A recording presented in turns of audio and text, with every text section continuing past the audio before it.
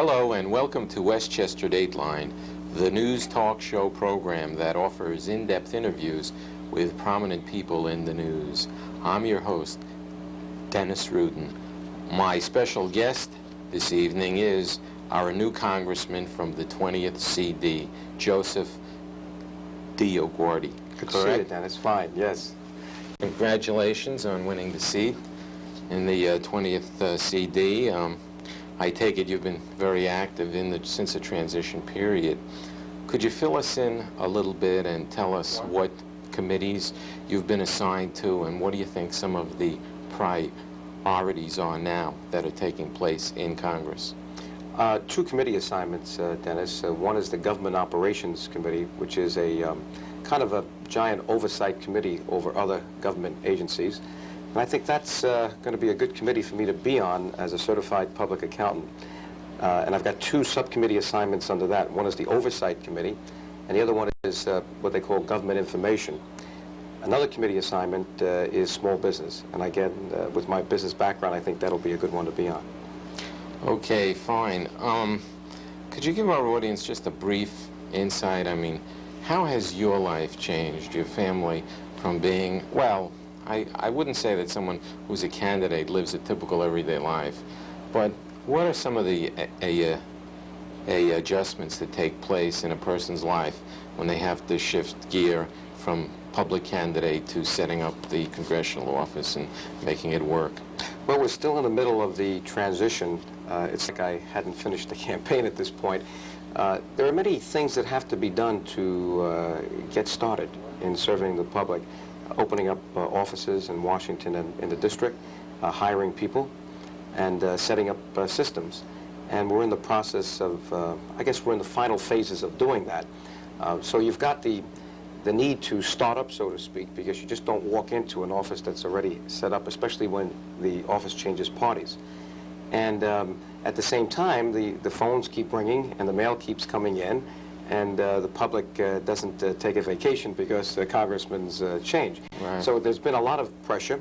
I think the most important part of what I've been able to do in these last 2 months or so is not only the orientation of learning more about the key issues locally and on the national scene, and there have been quite a few good seminars for that, but hiring good people.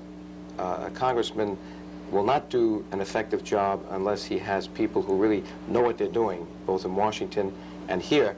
And I used, I guess, my business background to decide that the most important thing I could do in the first 2 months was to identify the most experienced, competent, and, of course, loyal people I could find.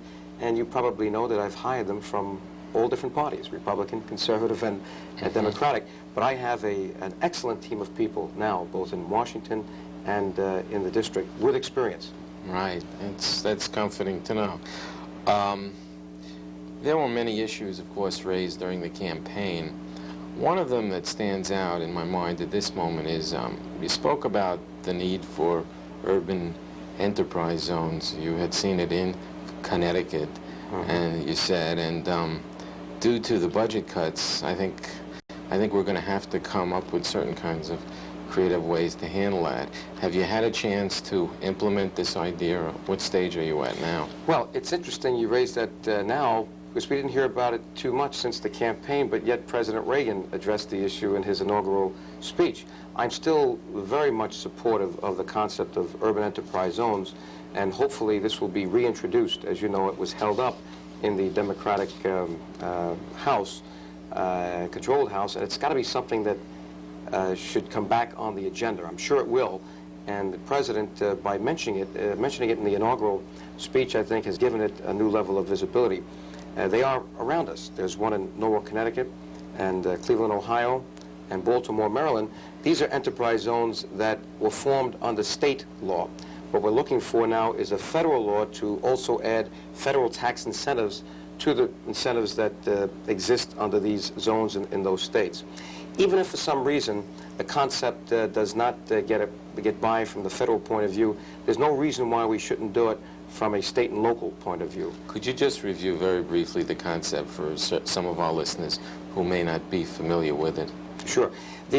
Basically, it's to attract private capital in a deteriorating area. Take, for instance, a section of, let's say, Mount Vernon, where the stores are boarded up, buildings are boarded up, maybe the city owns some of this property. There's a need for private capital to come in to rebuild this area, to create new retail markets, get people to live there again, even though they might be commuting outside the district. And the idea is to create a package of incentives, beginning with, if we're talking about the federal program, income tax incentives, maybe investment credits, at least under the current tax law, to do this, and then have that reflected also in the state income tax, and then let's say a sales tax provision that would say that if you shopped in that area, your sales taxes would be even lower. And other kinds of subsidies. For instance, Mount Vernon might agree to some tax abatement for the individual who risked the capital to build something for a period of years. So when you look at this package of incentives, you get construction going, that creates jobs. You get retail business in the area. You get, hopefully, residential construction going as well, so that people move there. And what happens is the experience, and there are many of these around the country, over 100, what happens is that it's like a hub, and you begin to see, rather than deterioration, people start to build on that initial project that started off as an urban enterprise zone. Can the federal government do this by themselves, or will they need the help of big business? Is there a vehicle how big business can get involved? You don't necessarily need just big business, but you do need the business sector.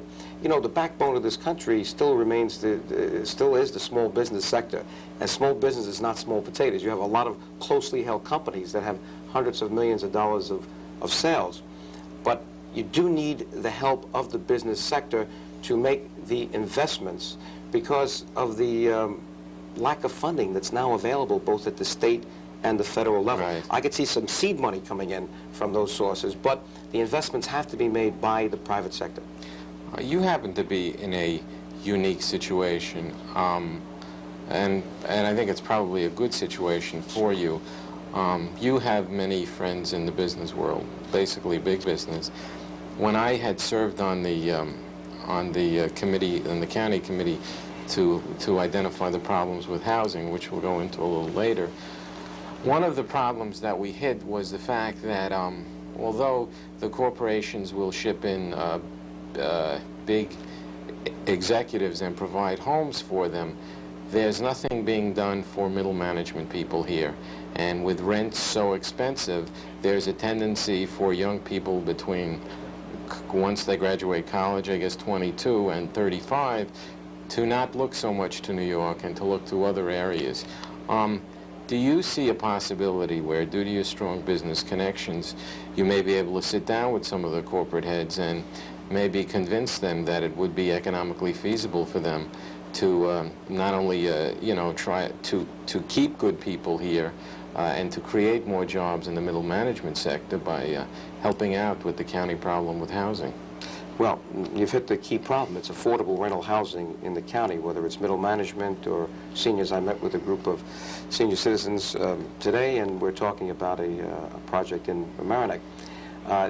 There's no question that I can sit down with corporations one-on-one and would feel comfortable in doing so, and probably will at one point do that. My initial approach will be to the chambers of commerce. I've already addressed the presidents of all the chambers in Westchester County at one of their monthly meetings last month, and have made separate presentations to the chamber in the chambers in New Rochelle and in Mount Vernon. What can they do? Well, the chambers are interesting because, to me, they represent probably the best bridge or lightning rod to bring together the public sector and the private sector. A chamber, as you know, is a nonprofit organization, so it's not political, it's not governmental, and in a sense it's not a business enterprise because it's trying to be an association of business for good in a particular community. My feeling is that the chambers should be the catalyst to bring together the elected officials, the business community, and the community leaders. And I mentioned this in the campaign. We did this when I was with my former accounting firm. We worked with a very large city in the West where the chamber took the lead role in bringing together those sectors of the community to form a vision or to crystallize a plan for where they wanted that city to go in the next 5 to 7 years. Dennis, I don't see enough planning being done in municipalities, and that's very important. But planning should be done by and with the people that are going to be affected by that planning. That's why it's important to divine leadership to include those three groups. So I see the chambers as a place that I will to reach out to. In fact, we're working up a schedule now so that I will meet with, in the near future, the boards of the each one of the jurisdictions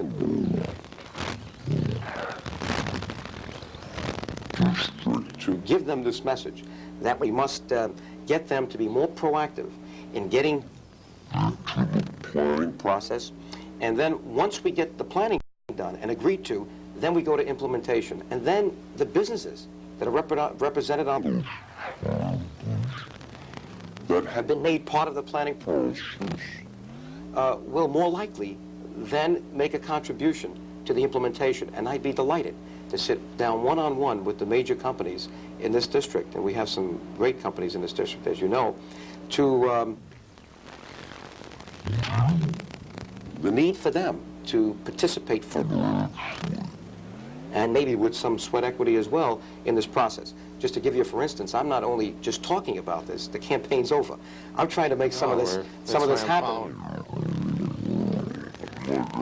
Okay, I'm glad. Promises. But I've already met with Mayor Blackwood a week after his election. I figure that Mount Vernon is very close to the top of my list on where this has to happen, economic development. So I met with Mayor Blackwood and found that that's at the top of his list as well. And he has a good business background himself. We have a date next Saturday morning where he and I and a few others from my staff and his are going to tour Mount Vernon to see where we can identify areas that might be attractive to private capital. The problem's this. I can't bring in, and by the way, I'm going to try to bring a couple of developers with me that I know are operating already in the county, people that I know, for themselves what's happening. The problem is you can't expect a businessman to fix, let's say, a building or a particular section of a street if they feel that the area is going to continue to deteriorate. Great. So what the businessman needs to know is that there is a support for a particular area so that if the money's invested, there'll be a feeling that it'll continue to grow.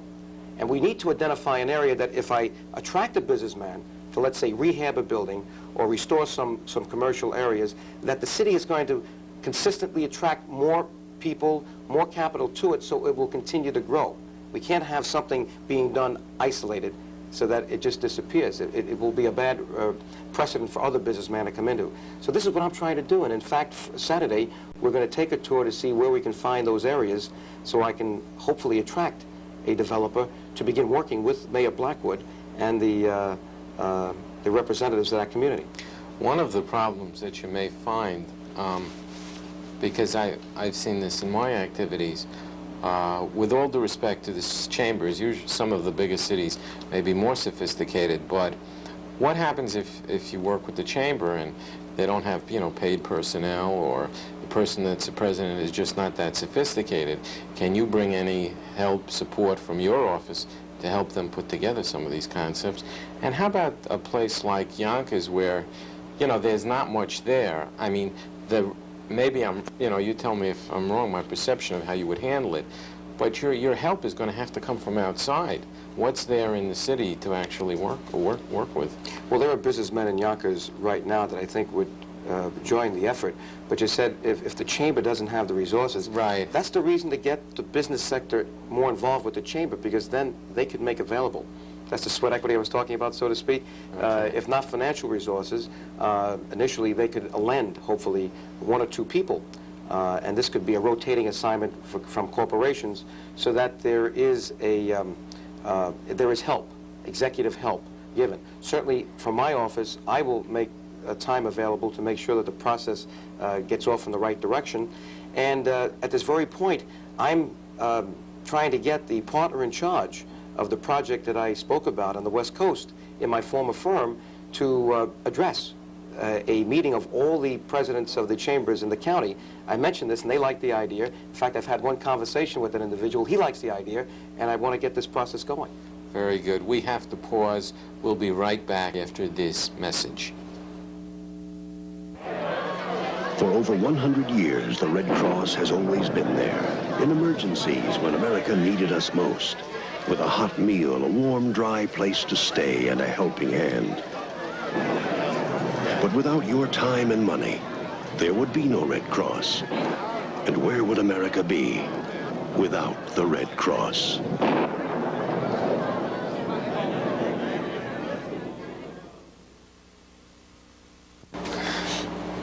For those of you who just joined us, we're talking with Congressman Joe DioGuardi. Joe, welcome back. As many of people probably know, you're our new congressman in the 20th CD. So, of course, we've been getting into the challenges that you now face. We're talking about the urban enterprise zones and the challenge of bringing jobs into the community. By the way, we forgot to mention, you opened up new offices, right? You have a phone number, an address, people need to get in touch with you? Yes. Where do they call you? Well, our first office is opened up in White Plains now, and the number there is 997-6440, and that's at 1 North Broadway. The other office right now is in Washington, D.C. Okay, fine. Now, getting back to the subject at hand, you know, mixed in with the urban enterprise zones, of course, is the federal budget. There has been a lot of talk, a lot of controversy about it, you know, some people feel that the president is cutting too close to the bone. A couple of Republicans have felt, and I'll name them in a moment, that the priorities are not being spread across the board fairly. Governor, I believe Tom Kean, Republican Governor Tom Kean from New Jersey, had mentioned that he was upset. In theory, he believed in the budget cuts, but that he felt that New York was not getting a fair treatment in, like, mass transit. He felt that other things that were happening in Texas, granted they don't have as large a system as we do, but they weren't suffering the same kind of cutbacks as other areas around the country. What is your view on this? Yeah, my view is that we're going to have to get a lot better balance between the domestic cuts and the military cuts before you will see the budget pass. There is great sentiment as I walk around the halls of Congress for making sure that there's parity between those areas. We need a strong military, there's no doubt about that. But we don't need a military that is spendthrift, as I said during my campaign. I'm still not convinced that there is not a lot of waste in the military. I mentioned before that only 6% of the procurement contracts in the military are competitively bid. Only 6%. That means 94% are what they call sole source, privately arranged deals. And there's no business that could stand that lack of price competition. And we've had another recent development with the $700 toilet seat. I'm sure that you heard that one. So we have now the $7,000 coffee maker, the $500 hammer, and the $700 toilet seat. I would say that, you know, I hope these are the exception rather than the rule, but I'm delighted now to be on the Government Operations Committee, which has as its jurisdiction all government agencies, and procurement will be directly related to that. I'm sad to say that the first meeting that we had of the oversight subcommittee of that, of which I'm a member, the recommendations of the Grace Commission were brought up so that committee would take jurisdiction for them, and I was delighted. Being a certified public accountant, I felt I was on the right committee, and now this would be an easy, overwhelming vote to now look at the recommendations of the Grace Committee. And I was just shocked to find the chairman, the Democratic chairman, because these are all controlled by Democrats, as you know, decide that since this was President Reagan's commission, let him adopt the commission before we look into it. And what happened was then, incredibly, a partisan vote. All the Democrats voted against looking at the commission's recommendations, and all the Republicans voted for them.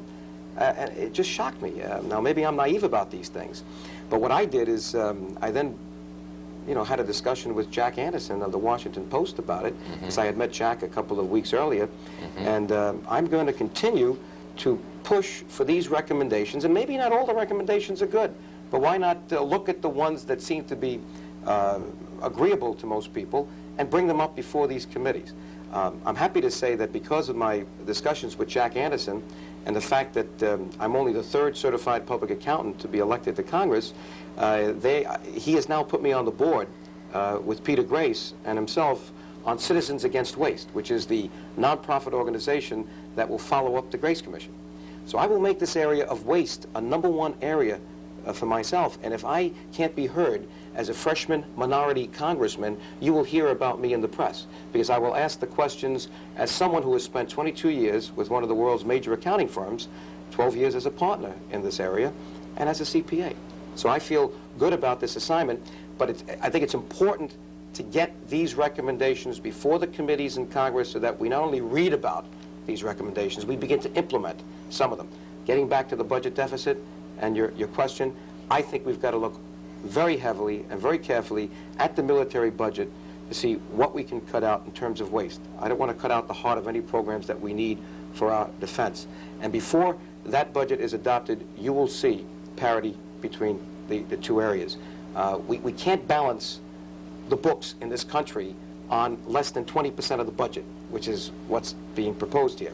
And the other thing we have to recognize, look at what Paul Volcker said, unless we cut this deficit by at least $50 billion, there's not going to be any credibility. We're talking about a $200 billion annual budget deficit. And what we're trying to do is come up with just a $50 billion decrease. Say just, it's a lot of money. But $200 billion is much worse than $150 billion. The answer here is to make sure we balance our books at some point. But the markets, the credit markets, are not going to believe anybody's for real in this unless we come up with at least $50 billion this year. And if they don't believe that, you won't see interest rates come down. And if interest rates don't come down, you're not going to see the economic development and the housing that we need. So we've got a window of opportunity right now, with the country growing, as it is, to now bite the bullet a little bit and get that $50 billion under our belt, cut it back, but balance it between domestic cuts and military cuts. And I believe my formula, which says to freeze domestic spending, not to cut out 60% of transportation, but to freeze it, and then to freeze military spending, with perhaps maybe an increase just for inflation, 4.7%, not 13% is what's being requested. And then leave Social Security alone with the COLAs. I wanted to ask because I don't want to see any more people senior put into the citizens. poverty level, and senior citizens depend on, the prices for prescriptions is very high. Medicare is not covering all the costs of medical help. So if we now play games with the Social Security and in the COLAs, what we're going to do is we're going to see more people put below the poverty line. I don't want to see that happen. If we leave that alone, if we freeze military spending, max maybe 4.7% inflation or whatever the inflation rate is, and freeze domestic, you come up with $50 billion. That's the formula, I think, that's the formula certainly I'm supporting, and I think that's the formula that you'll see more congressmen on a bipartisan basis looking at before you see a budget pass. Some of the other cuts, and how can you justify, granted, someone who makes $30,000 may not be below the poverty line, especially if they're single, but if they have a family, they have a mortgage to pay, and if they have 2 kids in college, and you take away those college loans, how are they going to make it? Yeah, it'd be extremely difficult, and that's why... How do you see, about those cuts? Well, I think what we have to do there is look at the way we've enforced those programs in the past. One of the problems that we've had is that people who have been lent this money in the past, and I understand the numbers like $8 billion worth of loans that have not yet been repaid, they're making it bad for others who now need that money. What we have to do is recycle this money. This money was not given as a grant, as you know, Dennis. It was lent. Sure. And government shouldn't be in the banking business, by the way. And I think when those loans were made, they probably should have been made with maybe a little bit more security or collateral. Maybe the family should have been involved, because the intention was to pay them back. And they weren't paid back. So I think we've got to enforce that, because the public good demands that that money be available to others. Now, don't forget, we're funding people who are getting a college education.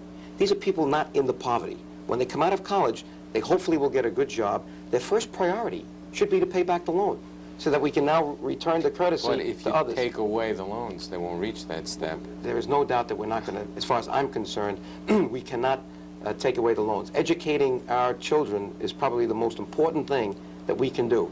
And making education available to as many people is the most important thing I can think about to future generations. So the key here is not to cut those programs out, it's to make them work better. It's to look under the numbers, to see how they can be managed better, how they can be made more efficient. And that's what I'll be looking at.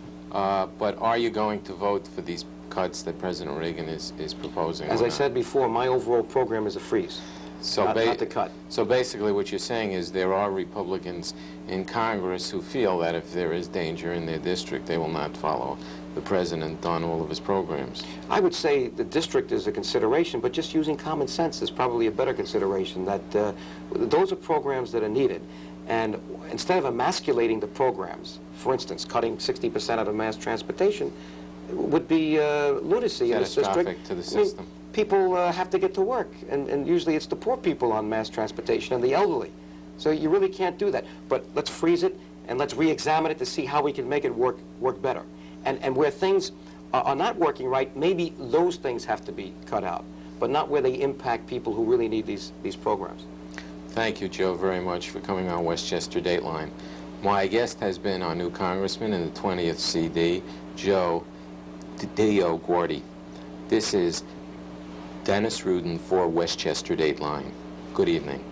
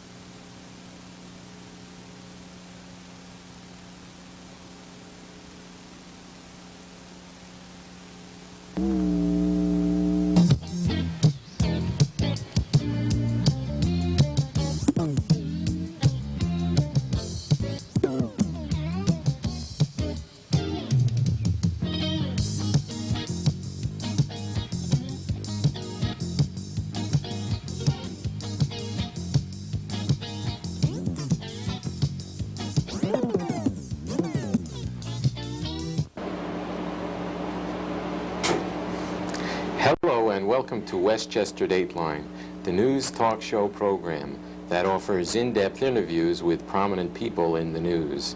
I'm your host, Dennis Rudin. My guest this evening is Congressman Joe DioGuardi. Joe, welcome back to our show. Good to see you again, Dennis. Nice to be here. Joe, the last time you were here, we basically spoke about problems in the district. We'll try to hit on some of those, but I want to get into foreign policy now because there are many big things happening in Washington that affect Westchester County. Mm-hmm. One of the biggest debates going on is the Star Wars system. And I'm not sure from the news reports that we get whether we're talking about fiction versus reality. President Reagan has said that this system will end, the possibility of future warfare. The big question is, and I have not seen credible proof of this, maybe you have, what scientists are backing his statements? Is Star Wars feasible? Is it credible? Is government credible, or are we dealing just with myths and hopeful dreams? Yeah. I think it's too early to tell. We're talking about something that's in the research stage at this time.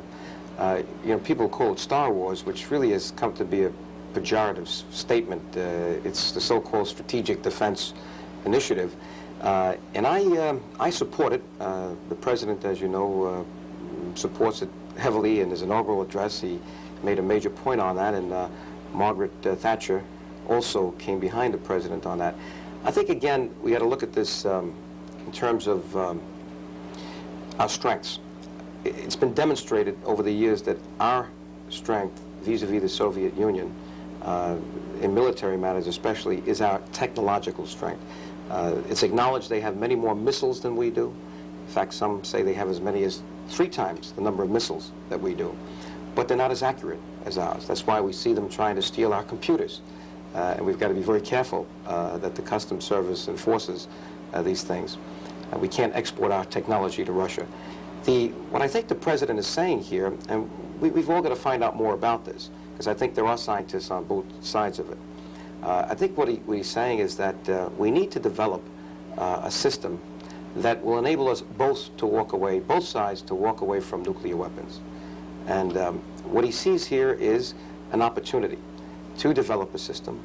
I couldn't tell you whether it's going to work. I don't think anyone at this point can say that. Have you or any members of Congress, have they set up any congressional committees to talk with the scientific community to find out if there is any credibility behind this system? Yeah. And don't you think they should, considering the fact that we are asking people to sacrifice in many areas in the budget? Let's be sure if they sacrifice that it's going to do something. Yeah, there are meetings going on, I'm sure. I'm not on the Armed Services Committee. I haven't been exposed to those meetings, but there will be briefings that I will attend on the issue. I think the thing that we've got to look at here again is what will it take to let the Russians know that we've now got a system that's the ultimate deterrent? What will it take to tell them that, you know, if you're going to keep stockpiling these nuclear weapons, they're worthless because they can be knocked out? I'm not saying that we deploy such a system. I think we've got to separate that. All I'm saying now is that we don't give up on the research. Now, maybe we have to look at the amount of research that's being done. I've heard some extraordinary numbers, and I've got to look into these numbers, and that'll be part of what I want to know more about. But I think we've got to continue. It's what got them back to the talking table. I mean, you will be pursuing this farther? No question about it. Either via a congressional committee, if not yourself, to find out whether there is credibility or not. Because the statements that we seem to hear is the President talks one way, and there are actual questions as to the authenticity of whether the system can be what it's supposed to be. And although, like you say, you don't know, the commitment for the money has been made, right? Well, research, again. Right. And I would never suggest that we deploy such a system until we sat down with the Russians to say, now here we've got a system, why don't we both expend the money to deploy it? Because now you'll know you can knock out my weapons, and I know I can knock out yours. It's probably the best way to have what you would call on-site inspections, which we talked about. I mean, everybody wants a nuclear freeze, and certainly I would like to see nuclear weapons disappear. But we can't do that if we know that the other side will have an advantage. At the same time, we don't want to be building any more of these. So we've got to find the quintessential defensive weapon that would say, now they're useless. And I hope this will lead to that. I think it's too early to tell. Now, you might say, well, how can we expend this kind of money at a time when we have the budget deficit? Again, I think we've got to look at our priorities. The Russians are now talking to us. Most people recognize that the reason they're talking to us is the fact that we have decided to go ahead to research this system. If there's anything that they fear, it's our technological ability, because we could make obsolete all the monies that they've invested in those weapons. So it's to their interest now to come back and talk to us. But does that mean that we go through every weapon system that everyone comes up with? No. I'm on record as being against MX, and I made that point in the campaign. It's an unusual position for someone coming from my party to be in, but I believe that that weapon is not a common sense weapon. It has 10 warheads. It's in a fixed hardened silo, very expensive. It's viewed by the other side as destabilizing. It looks like a first strike weapon as opposed to a defensive weapon, and it might very well invite the response it's trying to avoid, because we know the Russians have silo-busting missiles right now that could be sent after it. So I say, well, maybe what we ought to be doing is, again, looking at our technological strength. What's the next system on the drawing board? It's called Midget Man, which is a mobile system, one warhead, much less destabilizing, much less vulnerable, and common sense would dictate, and I'm not a military expert, that maybe that's where we should be putting our money. And if we invest billions of dollars in MX right now, we're going to have Midget Man anyway. The generals will have both systems. So I say, listen, we're strong enough now to maybe bolster that Trident fleet. It maybe doesn't give us the perfect triad that everyone is looking for, but I think we can get by and accelerate some of this technology on Midget Man. Otherwise, you're going to have both. And certainly, go ahead with the research on Star Wars. I hesitate to use that word, Strategic Defense Initiative, to see where it gets us. And if we see something that's for real, then sit down with the other side to see that we can both share it. This foreign policy, you probably read last week about the Westmoreland trial coming to a conclusion. I don't want to get into the Vietnam controversy, that's behind. But the point that I wanted to bring out looking at that is, how can we check to make sure that government is credible with the people? You had a situation, and it did come out, that the press in certain instances wasn't as accurate as they could have been with the reporting. But it also came out the clear truth that the numbers were fudged of the casualties in Vietnam, and you had a situation where, even though he was a Democrat, you had a president who desperately believed in the military, who wanted to do what was right, was not told the truth. The country was brought down, the president was brought down. Is there any way to set up a network where we can check, not only on defense, but areas, you know, of government where what they're telling us is really credible? It's more pertinent in defense, I think, because you're dealing with lives, and not just lives now, but the total life of society and civilization as we know it. Are you suggesting that we have certified public accountants review the numbers? Maybe we need more of those. They said in one of my prior programs, it's incredible that there are only 3 certified public accountants in Congress. And you mentioned about your committee with Ralph Anderson? Well, Jack Anderson, the columnist, and Peter Grace, Citizens Against Waste. In that particular issue, but the same thing can happen in government again, you know, as we approach areas like Nicaragua, and I believe there is the talk of possibly having to reinstate the draft due to the fact that the population is on the decline. We haven't made any commitments yet, but I believe that is being studied, correct? I've heard about it. I've not been involved. I think you're talking about the issue of credibility and integrity. Certainly, we've got to expect integrity from the people that we look up to, elected officials, and in every respect from the military leaders themselves. Now, there is a series of checks and balances, because congressional hearings should get at the root of figures that might be in dispute, certainly figures that are being relied upon to either escalate a military matter or not. Now, what happened during that phase, I don't know, but I think the hearing, or the Westmoreland trial, was good in the sense that it gave the public the notion that maybe certain things have to be questioned and shouldn't be relied on their surface. Because I think you could assume with the trial that I was kind of disappointed in a sense that the trial was just cut off because it left me with the feeling that there were things that the public should not know, in effect. And I mean, I'm not saying that either side was right or wrong, but it appeared as though it wasn't to the interests of the parties to continue, or maybe one party, because of other information that would be coming out at this time. So maybe Congress has got to stay very close to what's happening and have hearings to be sure that we're getting the right numbers before other appropriations are made. Don't forget, Congress doesn't manage the system.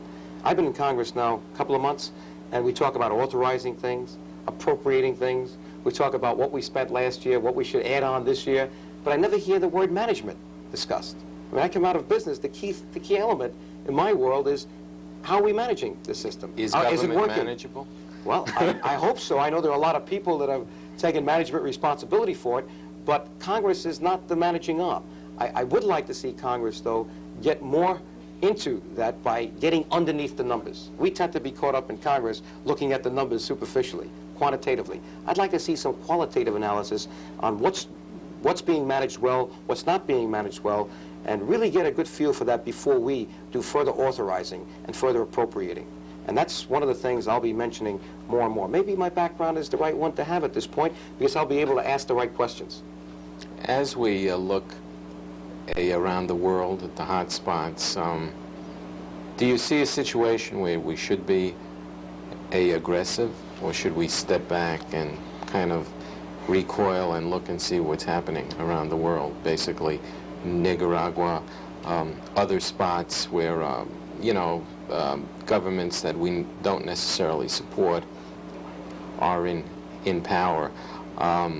Because in Vietnam, I mean, there is a fundamental problem. Communism seems to do very well in countries that are very poor.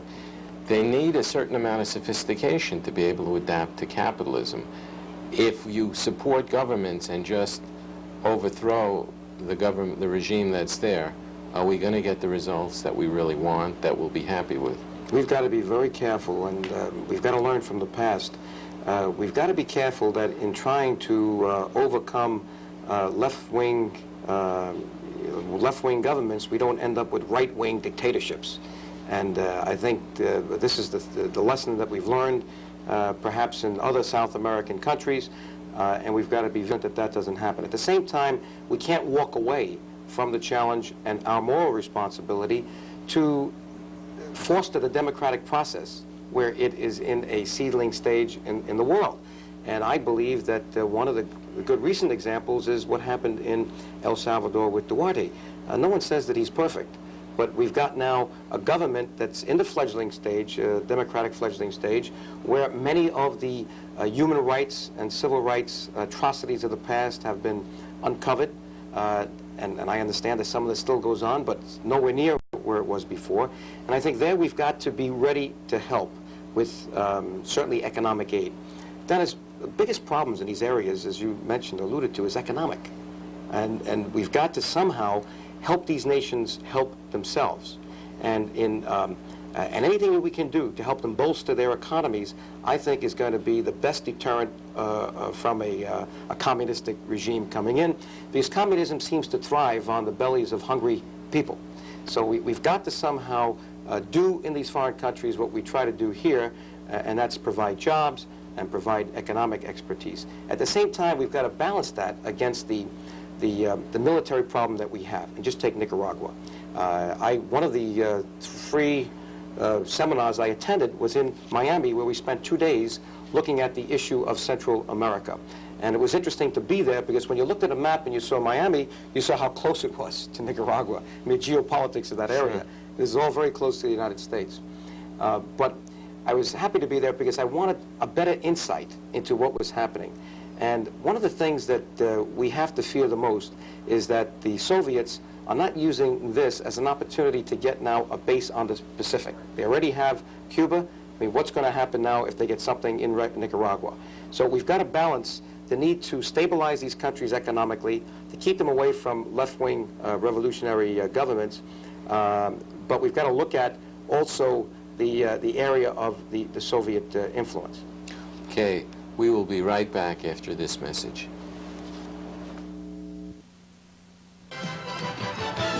That's me, Lanny Basham, receiving a gold medal in international rifle shooting at the 76 Olympic Games. I'm a member of the U.S. Army Reserve, along with the thousands of men and women who served with me. I salute America's athletes competing in the 84 Games in Los Angeles. Going for the gold, they push themselves to new limits.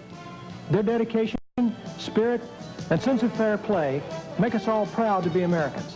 A public service message from this station and the Army Reserve. My guest is Congressman Joe DioGuardi, for those of you who have just joined us. We've been talking about foreign policy, about the Star Wars, about the hotspots in the world. Is there anything that we left out? Israel, the Middle East, do you want to make some comments on those areas? Well, I think there are a number of areas that we have to continue our vigilance on, and I think Israel is one. in that area of the world, as you know, it's really our only true friend. It's the only democratic nation there. And the key now with Israel is economic aid. I was in Israel even before I thought about running for Congress. I went there as a partner of the accounting firm I was in, Arthur Anderson. As a matter of fact, I was invited by the Minister of the Economy, Yaakov Meridor, because of the ideas that I had given him on a trip here about dealing with the economic problems in Israel.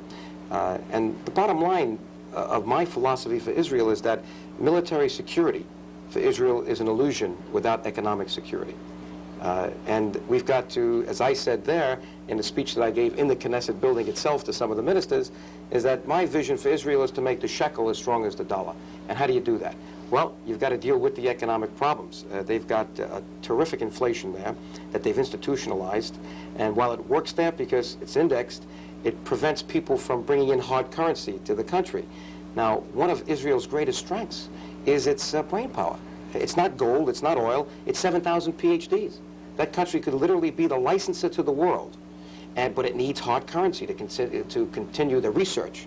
And I came up with a couple of ideas on how partnerships could be arranged to continue that research, partnerships between investors here in the United States and the Israeli government. I'm going to be spending my time for Israel, using my background as a businessman, CPA, to see whether or not I can make a difference on that. Certainly, I believe that we've got to give economic aid to Israel and support turning these loans into grants for the time being because of the severe problems that Israel's having with its economy.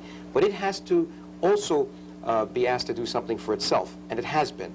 And I know there is an austerity program right now where they're trying to decrease the dependency of the population there on the government, because there's a lot of social welfare that goes on in Israel as well. So I believe that we've got to consistently be there to help Israel be strong because of where it is. And I believe Israel's security there is our security. And I think the way that I'm going to make my contribution to it is trying to understand how we can bolster Israel's economy.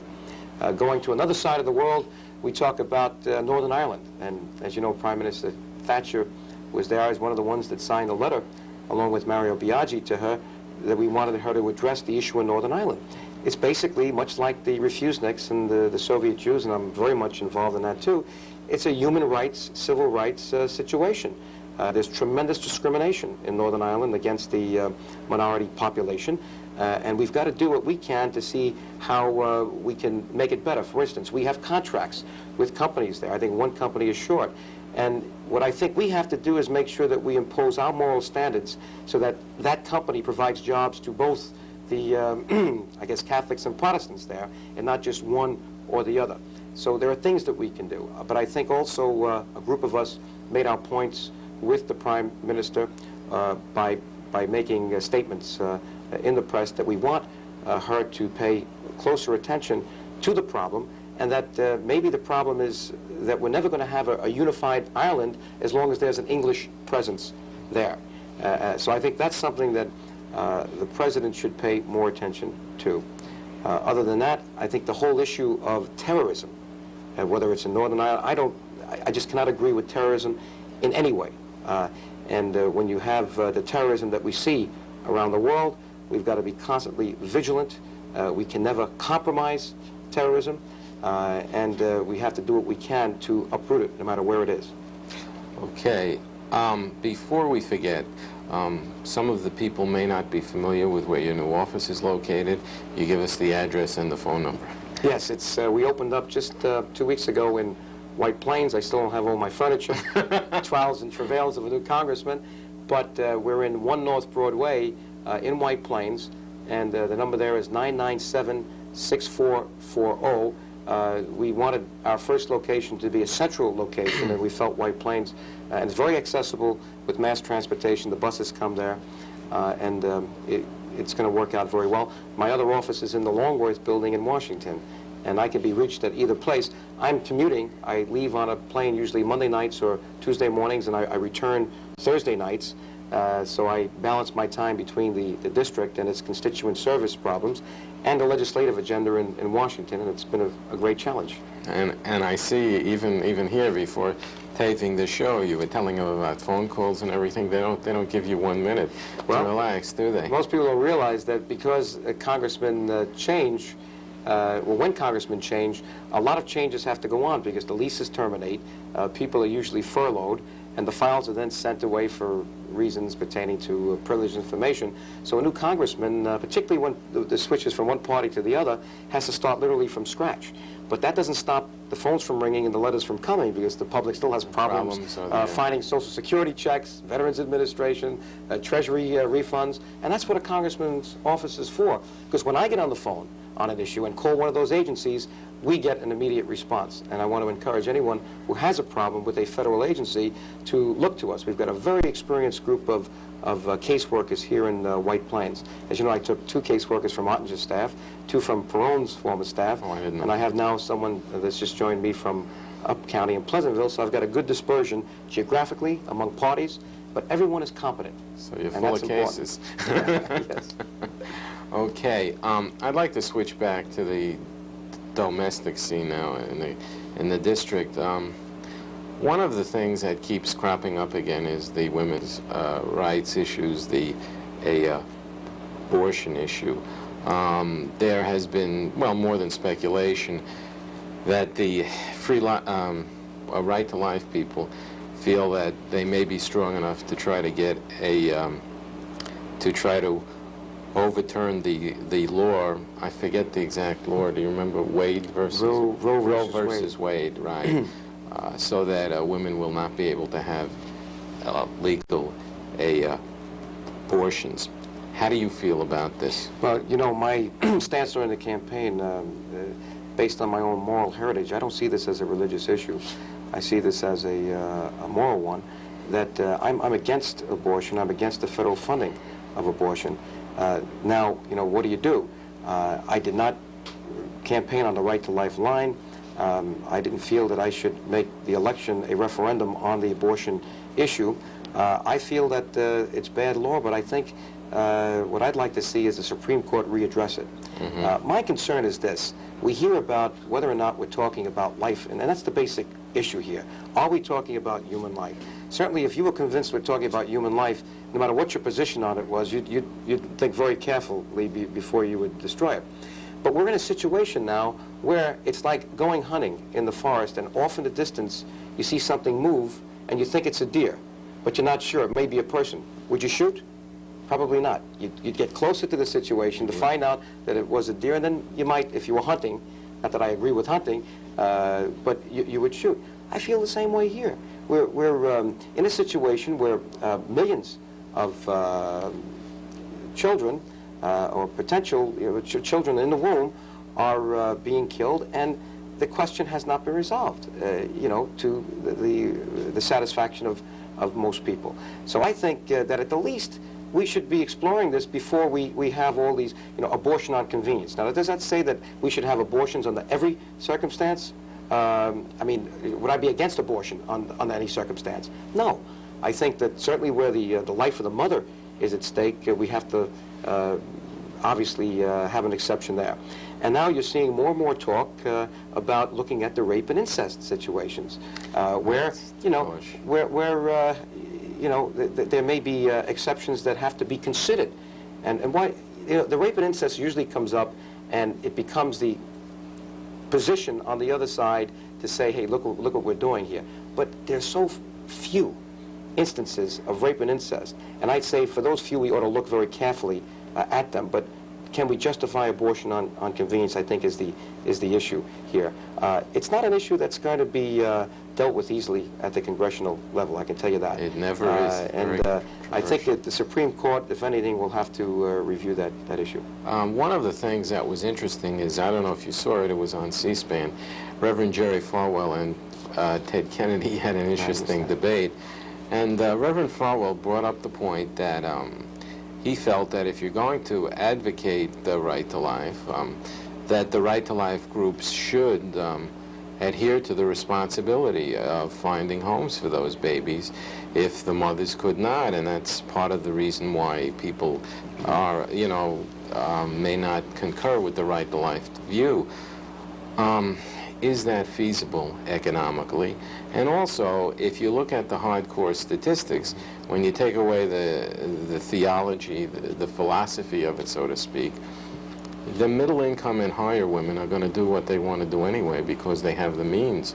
It's basically the lower economic people that are going to be, you know, I mean, do you think that this law is really going to affect the decisions of middle income and higher women?